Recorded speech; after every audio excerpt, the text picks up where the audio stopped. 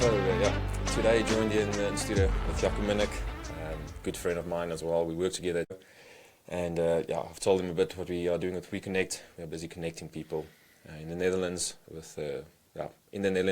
from South Africa and vice versa.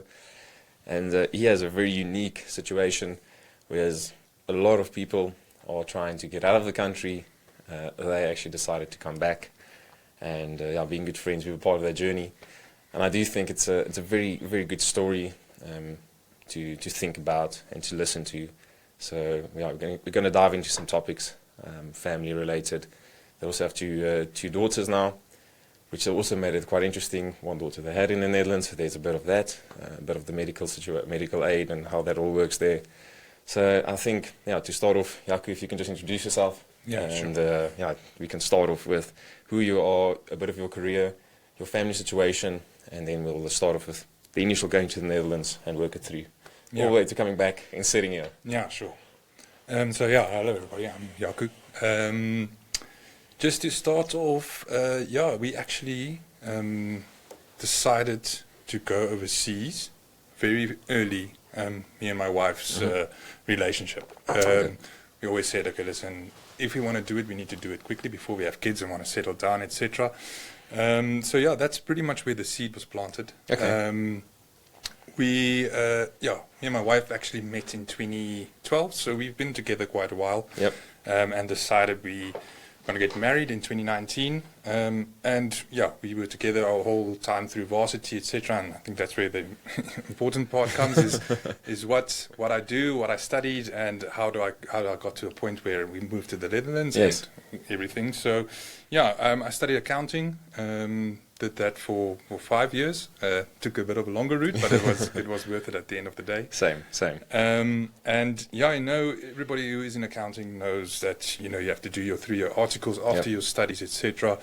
And then in your second or third year, it starts to become daunting as what you're going to do after articles. I mean, what are you going to do in your life? Exactly, like everything is sort of set out in your study path. You've got to do 4 years or 5 years of study and 3 years articles. It's all set out the next 8 years of your life, basically. And then you have to decide, okay, listen, what are we going to do? Are we going to stay in audit? I mean, 90% of articles are done in audit. Yep. You get some lucky guys working in banks, etc. But The lucky ones. We found ourselves in audit, and that's actually where I met Andrew, is at BDO. We both did our articles there, and we were fortunate enough to be on a few nice audits together. Yeah, it was fantastic. So that's where we met, actually, and I think that's where we got to this point where we became good friends. We finished articles, and I remember in my second year or in my third year of articles, the Netherlands did a roadshow in South Africa. So they go to Joburg, Cape Town, I think Durban as well, but I'm not too sure. And I was quite keen on it, and it's like, this is the opportunity to do it. So maybe we should do it. And then you guys moved to the Netherlands a year before us, and it gave us some sort of idea of how it is, what to do, etc. And I remember the story you're telling me when you and Renee just arrived in the Netherlands. It's grey and gloomy, and it's raining, horrible. and it's terrible. It never ends, and it's dark, especially when you come then in December. It's just dark forever. Exactly. Yeah, and articles ends December, so you start January, which is middle in winter there. So it's quite interesting to see what your experiences was, etc. I think that sort of convinced us to do this. Okay. We finished up articles, did a few interviews with Netherlands close to the end of the year. Okay. And then was fortunate enough to get the position. I think there were 4 or 5 of us that came over from in Netherlands, which was quite good. And that's when we decided to pack our stuff and leave. That's pretty much how we ended up in the Netherlands. I think just to tap onto that, you ended up going into accounting. And what I would like later on, we'll discuss what his wife ended up doing, which is fantastic, actually, a good opportunity in the Netherlands. But at that point, Jessica, which is his wife, Jace, she was busy. She was a school teacher, right? So when she moves over, you don't have all that ease of just moving into a teaching position because of the language barrier and those type of things. Can you maybe tell us a bit more on that transition when you came there and you realized, well, now she needs to start looking for a job, you starting a new work, trying to find a house, all those type of things. I remember beforehand, before we moved over, you've got to look for a house. It's kind enough to offer us, support with someone who helps you to find a house that side. And I think everybody who's in the Netherlands knows house hunting there is quite tough because of the limited space. Yeah. So we ended up moving to the Netherlands, and we stayed with Andrew and his wife for the first couple of weeks just to find our feet and actually go look at where we want to live. Not having a car, you have to be conscious about where you stay, close to a bus station, all that stuff, and how far is it, and is it worth it, and and all that. So we actually stayed there, and initially I got the job, but my wife didn't have a job there, of course. It's a bit difficult, not with...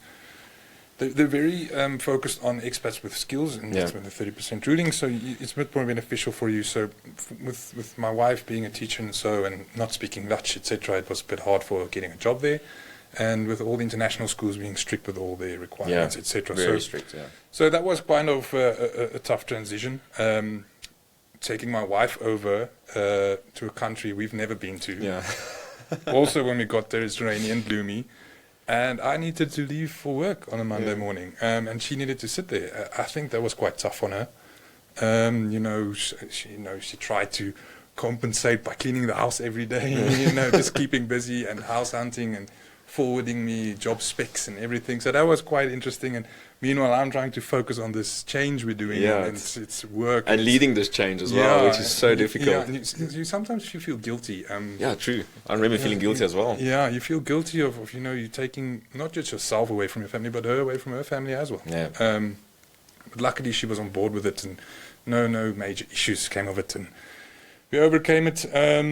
But we worked there for a while. My wife was also job hunting, etc. She does, and she actually got a job at the European Medicines Agency, which is very interesting, so out of the park where what we're used to. But luckily this is an international agency, so of course everything's English, which helps a lot. Yes. So that was quite interesting. She landed a job at the European Medicines Agency, and she worked there for quite a while, but we'll get to her next steps as our careers progressed. I mean, it all sort of walks together. Yeah. I think the funny thing is me and you working together in South Africa, moving over to Netherlands, working there together again, and you were the first one that I've seen that didn't stay in audit, that actually went out into the market, out of audit, which was quite interesting, and it almost like a light goes off in your head, like. Yeah, but you don't have to stay in audit. I mean, there is other possibilities. Exactly. So that's what you see when you get there, is that people get stuck in audit for quite a while, and as soon as you start thinking of what I'm going to do next, where do you go? And one of the biggest factors is always the language barrier. Yeah. When you go into an interview, can you speak Dutch? And all of this, and that is quite difficult. Even it is not as easy. I mean, we are both Afrikaans, luckily, in the sense that we do pick up the language quite easy. You can sit in meetings and you can pick up, but it's really difficult to just make the transition and think you understand Dutch. I mean, I can remember sitting there and thinking, I understand like 70%, and why can't I just talk 70%? Yeah. So I think when I made the move out of audit into corporate, it was one of the big factors was speaking Dutch, and I still remember I'd still baffled a bit with BS just to get the position. I understand Dutch, I can do this. Yeah. And the first day I walked in, well, you'll see now, Jaco ended up working with me again in corporate, funny enough. And the financial director is a super nice guy. As I walked in, he was like, and I started speaking English, he was like, English? I'm like, in the interview I said I'm speaking English, I can understand Dutch. He's like, no, when you work here, you'll be speaking Dutch. Yeah. And that's also, I think, similar to what you experience. Yeah, exactly. You go for a lot of job interviews. I think when the time we were there, the market for accountants was quite good. Yeah. You had the pick of litter and you can actually choose companies. But being in the Netherlands, most of the companies require Dutch-speaking people. I mean, you're going to a position where you sort of lead a financial team, or there's a team working under you, and you have to communicate in Dutch, which is quite important. But funnily enough, there's a clause in the contracts that you can't recruit someone from them within a certain period. Yeah, so that was a year or something. And funny enough, one of the recruiters phoned me, there's a position at this company, but it wasn't specified yet. And it was actually at the company Andrew was working at, Yeah. and we couldn't tell each other, and we couldn't tell his boss. Yeah, or we what- couldn't tell anyone. Yeah, we couldn't tell anyone. So I was like, okay, this is not that bad of idea, because then you know you're getting the job on merit. Yeah, it's not yeah, because of a good word Exactly. put in by someone or whatever. But yeah, funny enough, when I got the job, then we phoned your boss. So we actually, on my first day there, We walked in, I Yeah, think. we're greeting each other because we know each other, and his boss, our boss. I was thinking, yes. What's happening? You South Africans all know each other quite well. I mean, geez, it's such a small country that everybody knows each other well. And we told him the story that we've actually been working together for 4 years or 5 years. It was so good though, yeah. And that, how did you see your career progress from audit into corporate, and especially in the Netherlands? What skills do you think you learned different or developed different? Because it was in the Netherlands, you were in not a comfortable position, to be honest. You're never comfortable when you start off there, even in audit. Auditing is auditing, but it still remains quite daunting. But I think going into corporate is very daunting in a different country, first corporate job. How did you experience that? And what was the things that really pushed you and pushed your skill barrier? I think the hardest part is not understanding the people. Together with this is a totally new environment. Yeah. I mean, you're used to doing your timesheets from 40 hours a week. You know exactly what you did. You type it in where you get there, and all of a sudden it's like, okay, but this is your job now. There you go. There's no sense of accountability anymore. Not accountability, but there's nobody looking over your shoulder about what you're doing, how you're doing it, etc. And especially with not speaking the language, I think the thing that pushed me the most and where I learned the most is the fact that you have to be very, very independent. Yep.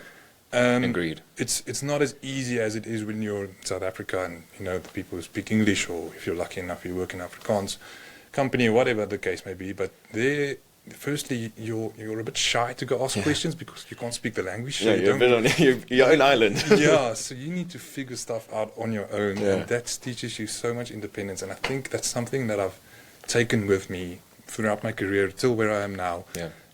Is that sense of independence. Like, there is nobody helping you. Not that I say they won't help me, but there's nobody helping you. You need to figure it out. You can't just go to anybody with all your problems all the time and say, listen, I'm stuck here.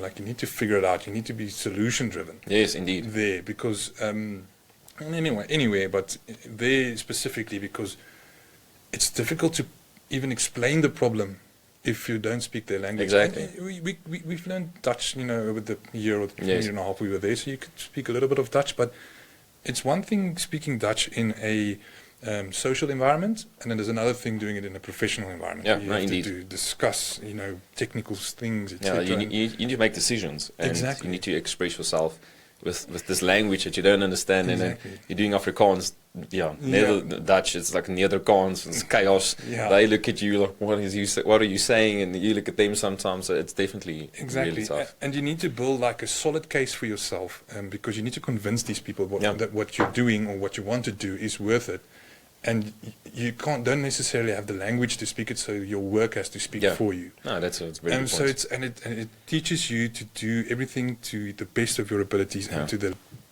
biggest level of detail that you can that's imagine, so true, that if they ask you something, even if it's in Dutch, you can actually show them why or how or what, and your work speaks for you, and that's something that really really helped me, and even helps me till today. It's I think in audit you get that environment where you've got, especially in your articles, you've got your templates for all the sections you need to test and all that stuff, and then you sort of plug and play and figure it out, but you've got your set template of doing things. Like a bit of a checklist almost. Exactly. So you're doing it like in the sense of in a set manner that you've got to do it, and it makes you sort of not, I don't want to say dumb, but it makes you blunt for your imagination not to work, or trying new things or whatever, because this template has been used for years. and you can't change it, and that's how it should be. We go into corporate, then all of a sudden you are the game changer. You need to make things work. You need to make things better. The thing you see there might be there for 5-6 years, but it might not be right anymore. And companies change, and I think that's something I've also learned coming out of audit, is like, you need to treat a company as a living organism. Yes. Like, it adapts to environment, political changes, and all those things play a massive effect on each company. I mean, there's no company that's resilient to any change. Yes. And you need to be the person or do the work that does not necessarily reflect how things 5 years ago. Yes, you yes. need to adapt to how it now is now, and How how you we're think it's going. going to be. And you need to have confidence in going to your boss or wherever it is, saying, listen, this is how you need to do it, this is how I think we need to do it, and this is why I think we need to do it like that. And doing that in a different language is another game. That is a game changer indeed. It is. And I remember, the one night, it was a Friday evening, I think it was like around 6, 7 o'clock. Jaco calls me up, he's like, listen, we've got a problem here. And I was working in a different finance division, and we ended up sitting there, I think, for 2 hours, busy on Teams, just figuring out what this is, because we both were like, who do we ask the question firstly? And how do you ask this question? Where we just put our heads together and sort it out, and we ended up making it a more efficient process and understand a bit more. So I think also what happens is when you make this transition into a Dutch environment is that the people explaining the content to you, although the Dutch really have a really good English grammar and like vocabulary and everything, it's also not their first language. Dutch is their first language, right? So we are very fortunate in South Africa to have very good common knowledge of English. I think that's one of the benefits we do have also when it comes to traveling. And I remember asking for questions and getting a response in English is not that easy always. You think it is, but it's also things get lost in translation. And so we ended up doing a few cool things together, worked together again. And then after that, you made another career step into something a lot more bigger, another industry. And also, I think what happened from there on is you had the knowledge, you had the experience of being innovative, being agile. And so you said that did help you. How did it help you in the next Dutch employer? How did you use that experience? Yeah, I think that's a good point. Just for some background, I struggled with this decision. You're in a new country. You've been at a certain company for a year and a half. You're at this company for a year, and now you're thinking about changing again. Yep. I mean, I struggled with that decision. Like, am I doing the right thing now? Am I doing, if I go to a new employer and they look at my CV and they say, okay, but listen, you've been at this place for a year, this place for another year. Why should we employ you? Because if we follow trends, you're going to leave us within a year. Exactly. Yeah, it's very the way of thinking is conservative. Like, you need to stay with the company for 20 years. Exactly. And I really struggled with that. And I asked, it's a lot of advice from people like you and my father and even my wife, ask her, listen, what do you think? Is this the right move for us, or should I do it? And luckily enough, in the Netherlands, I mean, the job market was so fruitful. You had options. Really? And it wasn't necessarily for money or anything, but it's just new skills. It's new skills, and you go to and you get these great opportunities there, which you rarely see. I mean, I remember one time there was a stat, but I can be completely wrong with it. It was almost for each person looking for a job, there's 10 jobs available. Yeah. I think it was something ridiculous like that. But I mean, you had options, and I thought to myself, okay, listen. When we came to the Netherlands, we didn't want to come permanently. That was our initial idea. Like, we didn't come permanently. So now we are here, and we initially wanted to come for 2 years, but now we're already 2 years in, and now I want to move into a new job. That sort of fix you for the next year, 2 years, 3 years, and we got to a point where I thought, okay, listen, if we were to move back. If that opportunity came, what would look better? Yes, it would be nice if you said you work for X company for 3 years, or 4 years, or however long we would have stayed. Or is it good to say, I've got experience in this industry, and on different financial levels? I mean, it wasn't, when I moved to the new employer, it was in another role. It was completely different to what I did at this company we were talking about now. And then I initially thought, okay, listen, let's take this opportunity. I remember and just this email coming through. It's like, listen, we saw your profile or whatever. Would this job interest you? And it's like, this is actually something I want to do. And was it a big firm? Yeah.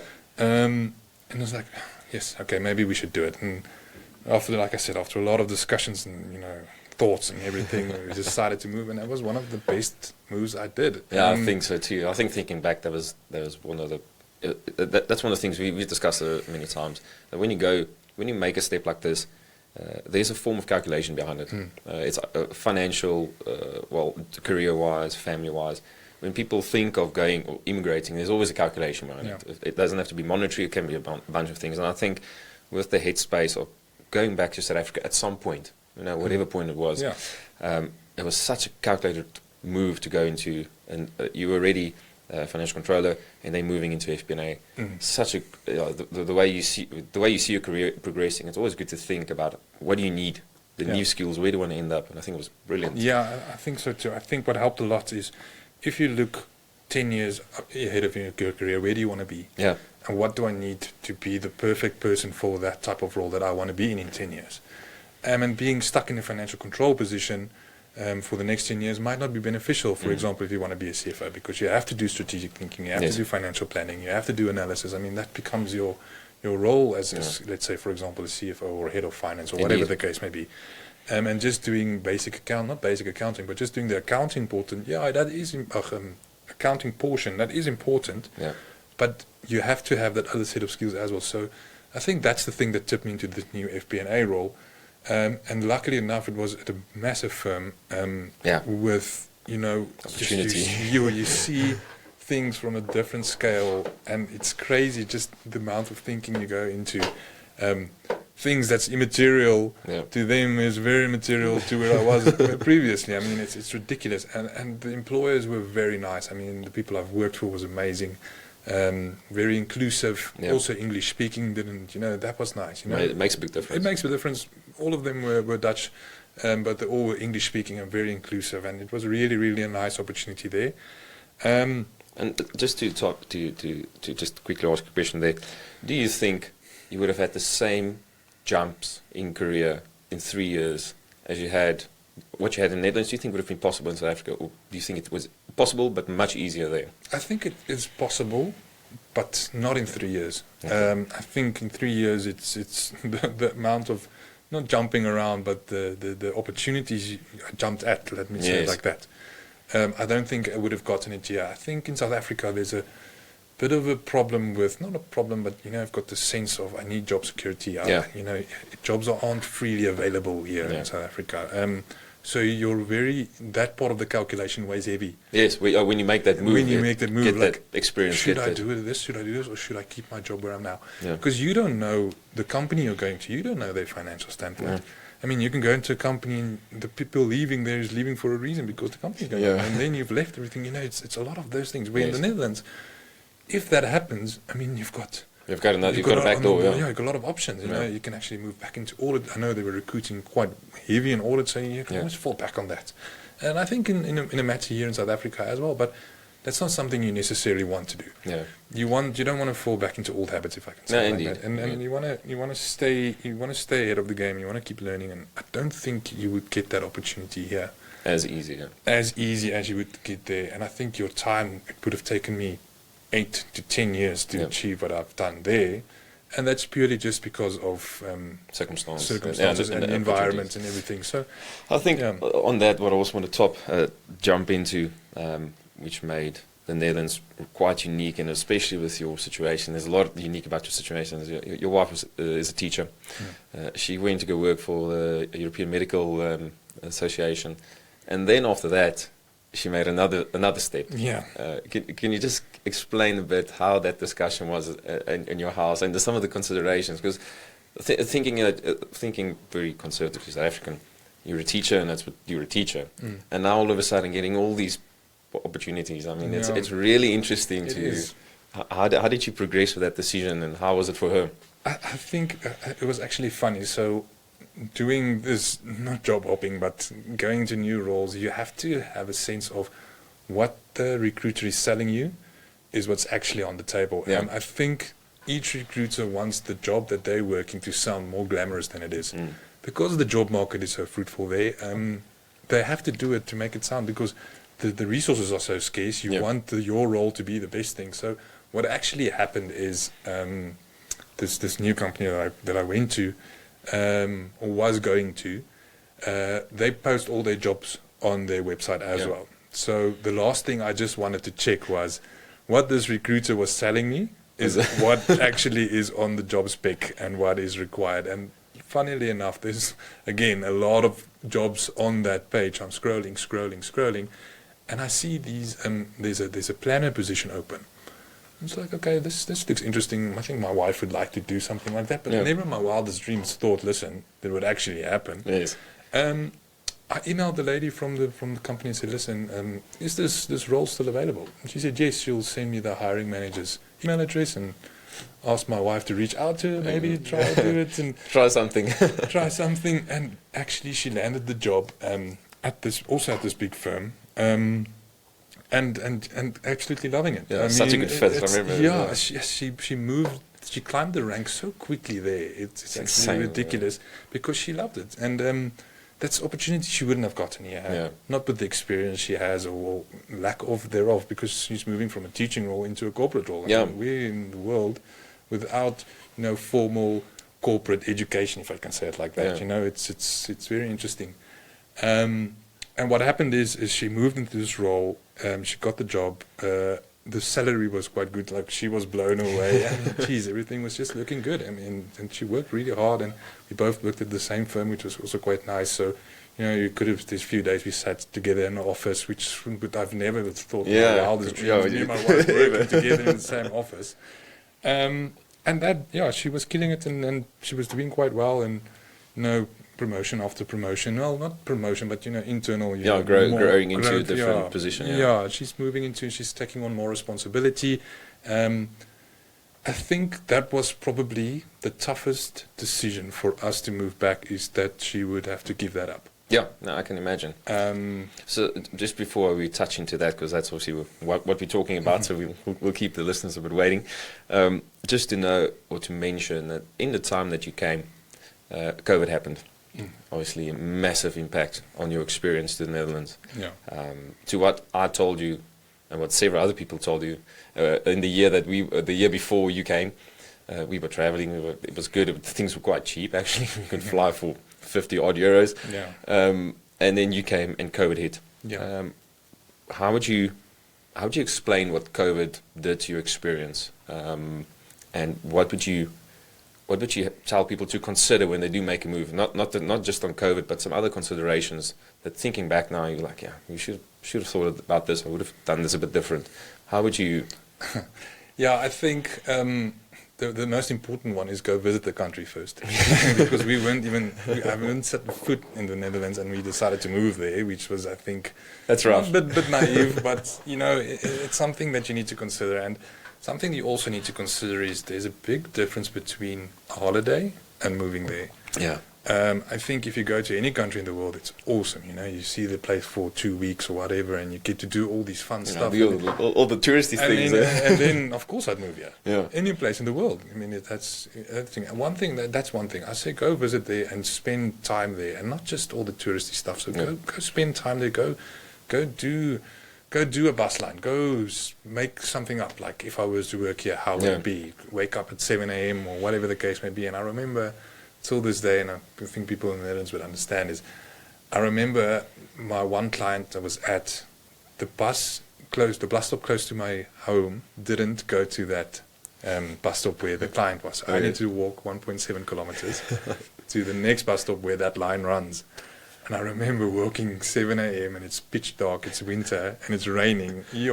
I was walking in and it's raining, dripping. Thinking to yourself, goodness, what am I doing? I think that was my second week there. I was like, oh my goodness, we made a massive mistake. But yeah, like I said, go do that. Yeah. Go live it as if you were to stay there. Don't do it your whole holiday. No, indeed. Take a day or two and just live with the local thing. Go to the local supermarket. Go to the local stuff, and things. And even try to set up just like a quick coffee with someone. They just to get their full experience while they're in that country. Yes. I think that is that's good. That's a good point there. Yeah, exactly. And like you said, we went with the idea, like, we want to travel the world. Like, we want to get there. And we arrived there at the 6th of January 2020. We went to Austria in March. We went to ski for a weekend. I think we just landed. Next day, everything closed. Yeah. Everything closed. You can't go anywhere. You can't go back home. You can't go to South Africa. You can do nothing. Like, in your mind, that was a big blow.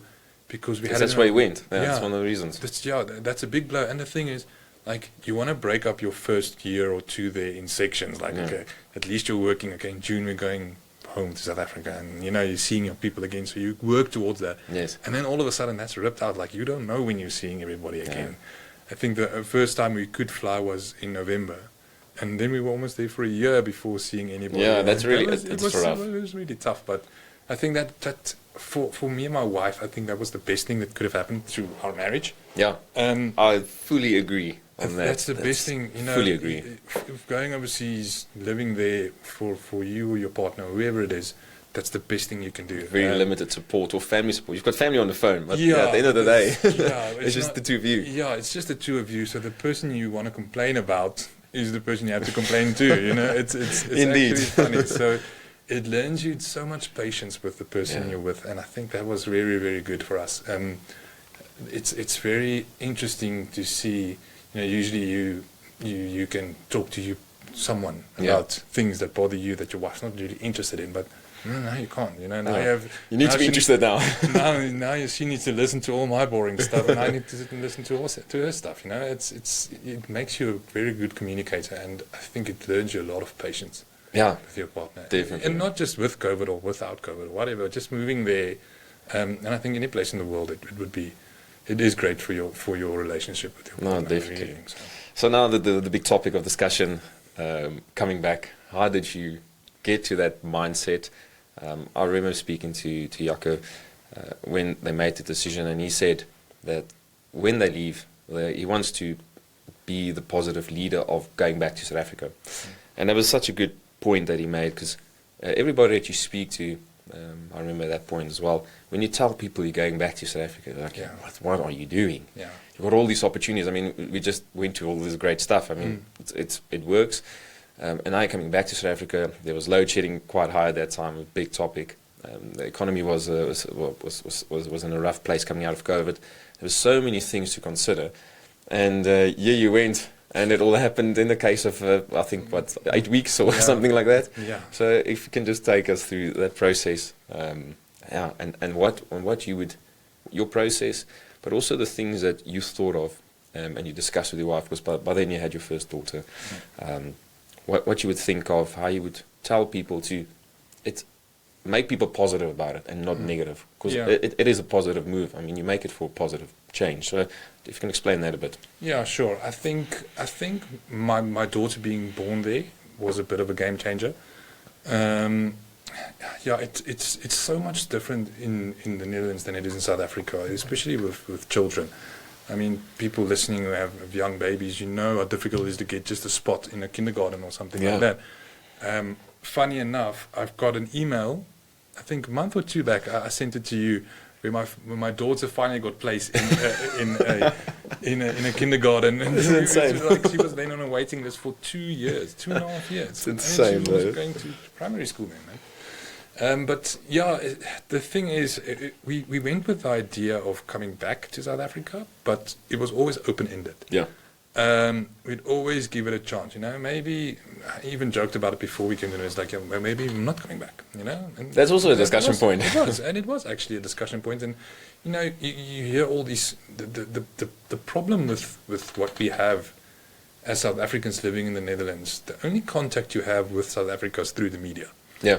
And the media rarely, you know, publishes nice stuff.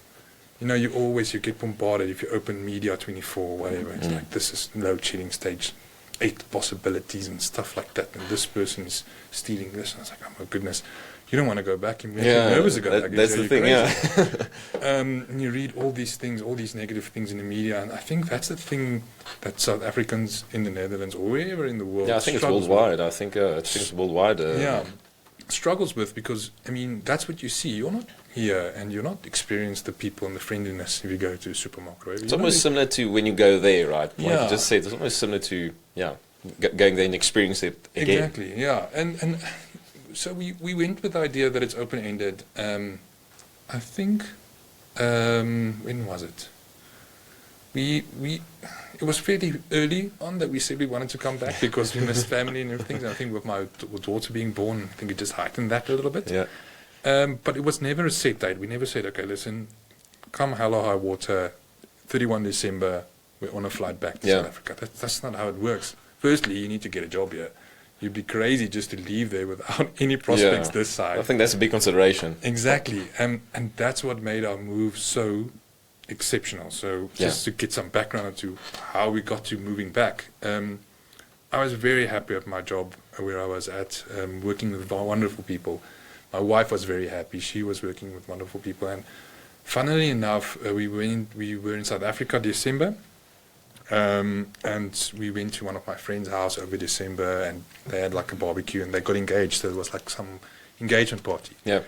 And I met a few people there, started talking, and they're asking, how's the Netherlands, and would we ever move back? And also, would we be crazy to move back? And I was like, no, I'm not crazy to move back. I'd like to move back, but if the chance arrives. And funnily enough, one of the people at that gathering is a recruiter in South Africa, and he's actually has his own recruitment company. He says, no, send me your CV. Yeah. Let me see if something pops up that you like. I think it was a matter of 2 weeks. There was like 3 roles, 4 roles. I was like, goodness, this is not the same South Africa I'm reading about. Yeah, you're reading completely different, something different. There's no opportunity. It's dead, and this like you're going to be in the job market for years before you get an opportunity, and it was not the case. To be honest with you, it was not the case. Got a job got a few interviews. Of course, there were. Some letdowns, you didn't get the job that you like, and at some nice companies, etc. But, it's because you're not senior enough, and which I do respect. Been out of articles for 3 years, 4 years. You can't walk into a senior financial manager role or whatever the case may be. So I went for my last interview, and luckily enough, this company was remote. And why I'm saying luckily enough is one of my worries is I can't go for an interview. Yeah. And that's how you set an impression, is if you sit around a table with someone doing the interview and you've got confidence. Yeah, doing full teams is really difficult. So it's difficult to land a job in South Africa, from the Netherlands. It's like vice versa. It's like total opposite of what you need to do. And that's why I say, luckily the company where I'm working at now is completely remote. Yeah. So either if I was in South Africa or sitting wherever, I would have done the interview online. Yeah. So that I think that was very beneficial for me. Did the interview, went well, did the second round of interview, I think it was in the last week of January. And as people know in the Netherlands, when you resign, you have to give a calendar's month. So let's say, for example, I resign on the 1st of February, I can only leave at the end of March. Yeah. Or if I leave on the 15th of February, I can only leave at the end of March. Yeah. So we had our final interview on the Wednesday, and I remember the 31st was a Friday or something like that. And they said, okay, what's your notice period? And I had to explain to them exactly what I said now. Like, if you need to tell me now, You need to tell me now if you want me to start in March. Yes. And I remember it was at 4 o'clock on the last day of January, and the job offer came through. I'm like, oh, crap. This is happening. So what are we doing? Like, me and my wife, we like all of a sudden you need to running into but we're like, okay, what are we doing? Like, and I remember that the recruiter sitting up, he said this thing, and I know it's very cliche, but it's like the dog chasing the bus, and then it finally catches up to the bus, and then the dog doesn't know what to do. Yes. Because it's chasing the bus all the way, and then all of a sudden the bus stops, and the dog's sitting there. What are we doing now? And me and my wife, I remember we walked to Woermar, one of the supermarkets, just like completely out of it. Like this, okay, this is real now. Like, we always had an idea of going back, but not actually doing it. And then all these things go in your mind, like, what about my daughter's education? What about medical health? My job, my wife's good job. I'm very happy where I am. Yes. Nothing's rushing us, But this opportunity I've got here is so good, and I'm just afraid you won't get an opportunity like that again. Yes. So we walked to Woermar, and almost the first 2, 4, 5 minutes was just quiet. That's one of those testing moments. Yeah, and I think I started with, okay, are we actually doing this? And she's like, I think so. And I was like, that gave me a lot of that's what you needed. Confidence. If she, for example, said, I don't think this is the right move, I would have had a lot of doubt. I would have thought, no, okay, this is not a really good idea. And then all the hard discussions started, but it all had to happen within an hour because we needed to resign. Insane. So all the hard discussions starts. What are we giving up? Yeah. My wife's good job we're giving up. Free education for my daughter. Yeah. Possibilities of a passport, a Dutch passport. That's all. That's what we're giving up. And then you start weighing these things, and at the end of the day, I think what made us decide to come back to South Africa is the thing that, despite all the negativity, despite all the, negative media and even the negative talks from people around you. Yeah, like, are you crazy going back? Don't do that. That's not very smart. To think the thing is you're in that constant battle between your heart and your head. Yeah.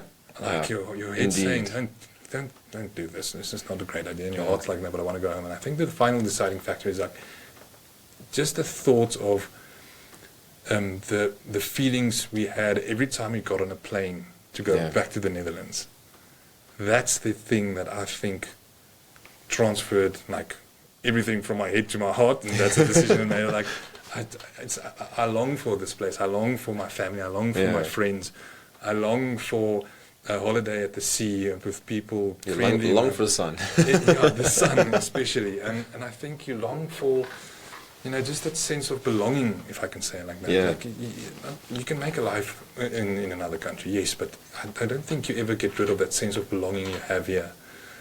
You'll probably get it in another country, probably some people sooner than others. Yep. But for me, like, every time I got here, I felt like I belong. Yeah. And that's, like I said, like my head went out of the window, and And it then was you just knew. a hard decision. And we actually went back, and we had to set up a quick call meeting with my manager and my wife with her manager as well. And it was quite a shock. And then, we had to pack everything in 4 weeks. It's crazy, man. Sell all the things we had there, pack everything back in bags, because we just went with bags, and now all of a sudden we've got 9 bags and a little one coming back. It was crazy. It happened so fast. But till today, I'm very grateful for the opportunity that I've got and to be back. Yeah. To be honest, I have no regrets in my mind. Yes, sometimes it creeps in, with the load shedding and all that stuff. This is a bit annoying. Yeah. But you have to keep in mind you're coming back with a lot of risk. Yeah. And the way you're going to make it work back here is if you mitigate that risk. Yes. So of course, safety is an issue, but mitigate it. Don't drive around at 11 p.m. at night in dodgy areas. Live if you can afford it, in a estate, for example. Yeah. We've just got a bit more of a sense of security. Mitigate your risks. Yeah, as far as possible. As far as possible. Account, don't spend millions of bucks on it. I've bought a small inverter. It runs my TV, everything for 4 hours. That's the longest schedule there is for now. But it works. Yeah. And it wasn't really that expensive. Yes, you can go all out and put in a full inverter solar system. Yes, do that if you can afford it. Yeah. But mitigate your problems. Yeah, you don't have to go into overdrive when mitigating. You think of how you can do it and do it in such a sense. I think if you make the decision to come back, don't do it with any. I don't want to say doubt, because you're going to have doubts. Yeah, I promise you, it's going to be hard, and it is hard. It's still hard to this day. Sometimes you think, man, did I make the right decision? Was I dumb, or whatever the case may be? Yeah. But commit to your decision, and just remember that no decision is permanent. Yeah, it's not final. It's not final. Like, it's not the final nail in the coffin if you move back. I think that is key, though. I think that's what happens when you go to the Netherlands. You think, okay, now I'm here, and any decision outside of this, like coming back, for instance, to South Africa, but the Netherlands should be final, because this is the good end result. This is the written script. Exactly. If you put it that way. Yeah, and that's the thing. And what I've learned out of this whole experience is I'm more open to do something like that again. Yeah. And I know what to expect now. Like I said, no decision is final. You're not set there. I'm not stuck here now for the rest of my life. I even told my wife, you don't want to necessarily live with one foot still overseas or whatever the case may be, but I'm still open to it. If you go back, if maybe in 2 years' time, we're feeling maybe this wasn't a great idea, I'm not afraid to move again. Or you just want to look for change again. You can just do it again. Yeah. Exactly. Nothing is final, and I think that's what people needs to understand as well. Like, nothing is final. If you decide to move back to South Africa, if you decide to move to another country, it's never final. Yes, you get to certain points in your life where you need to be consistent now when the kids go to school and all that stuff. Then you need to be consistent. But if you don't have that obligations now, nothing's final. I mean, even with kids, I spoke to. I had a business thing last week in London, and I spoke to one of the head of directors there, and his parents moved to Singapore when he was 14, and he said, and for 2 years, and then they left back for the US. And he said that he's waiting for his children to be 13 so he can do exact same thing. And I was like, it's quite interesting, something like that. So, and he said it made him agile, it made him wise for culture, it made him understand that there's bigger things out there. And I think that's exactly what you say. It's not final. Yeah. There's opportunity out there. I mean, you can get another opportunity in 2, 3, 4 years. Exactly. And you can, if you're still open for that, you can still go for it. Exactly. Yeah, no, I think that is very important. The thing is, it's never final. And yeah, it's been tough because I think my wife also longs sometimes for that corporate job again. Yeah. Like it gave her a lot of, motivation and confidence in what she's doing, etc. But I mean, only time will tell. She's teaching again now, and she loves it. Yeah, I remember she loved it before you guys went. And she loves it, and that gives you confidence in you made the right decision. Or only time will tell actually if it was the right decision. But for now, I'm quite happy. I'm happy to see my family every other weekend, see my friends every other weekend. Have a braai, is South African food. That makes a big difference. Yeah, it does make a big difference. Play some good golf. Yeah, but I think if you decide to move back to South Africa, do it open-mindedly in the same manner you did when you moved overseas. Yeah, with both feet. Exactly. Go for it, and when you decide it's time, exactly, then do it the other way around. Treat it the same as you would have gone to another country. Don't just and everything changes. Like everything is different from when we left until we got back. Yeah, that's true. Everything changes, so treat it as if it's a new country, and go open-minded. Yes, you're going to have your perks. If you go to the Netherlands, know the weather is going to be a factor. Yeah. Know the language is going to be a factor. You compensate for their things, but if you move to South Africa, no load shedding is going to be a factor. No security or safety is going to be a factor. And treat it the same way. I'd say treat the move with your head. Yeah. But follow your heart. Follow your heart, yeah. Exactly. So do the calculation in your head and focus on what your heart wants. Exactly. So I remember when you came back, you told me about the medical aid, which was such an interesting thing. So I think just in the last few minutes, just if we can give listeners some tips and tricks, if they would like to come back, like the medical aid was really good. I didn't think about that actually. What were some other things that you ran into thinking back? Like it would have been good to take account of it. Yeah, if you have a choice, or if you have a say in the amount of time it's going to take for you to come back to South Africa, I think there's a lot of things to consider.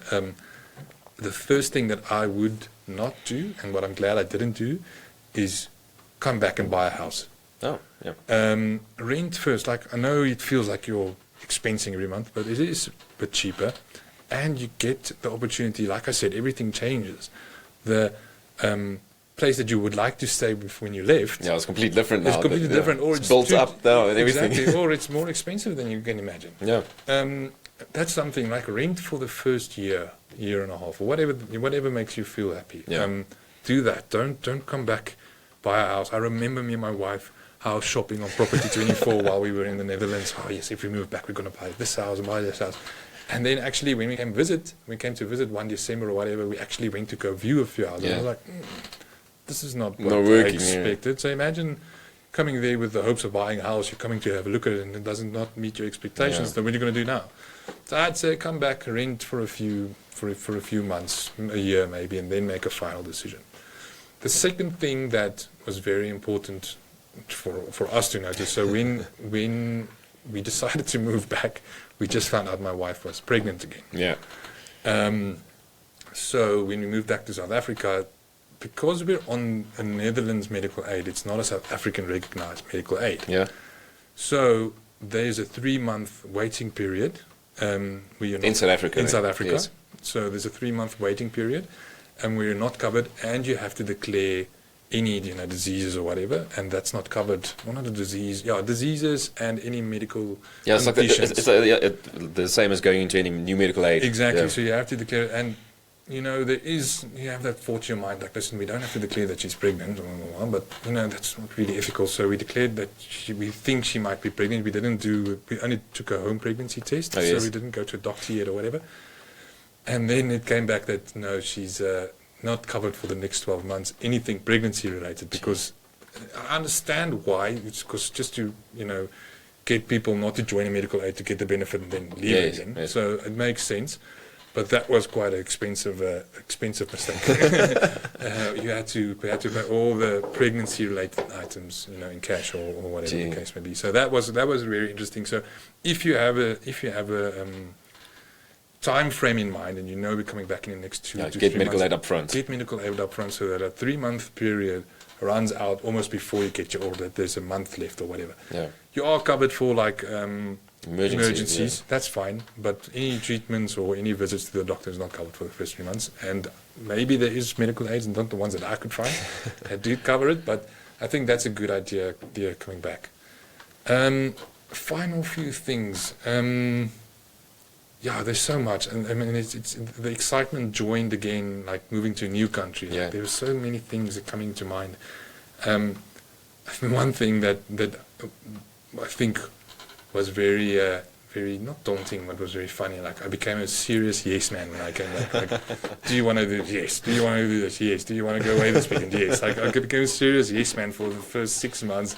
I think I went hunting twice. I went to the Kruger like 3 times. Like, goodness gracious, just going for everything I've missed out on. I need to catch up. Everything I saved in the Netherlands, I'm spending on things like that. Experiences, but which was good. But if I could advise you, just hold off.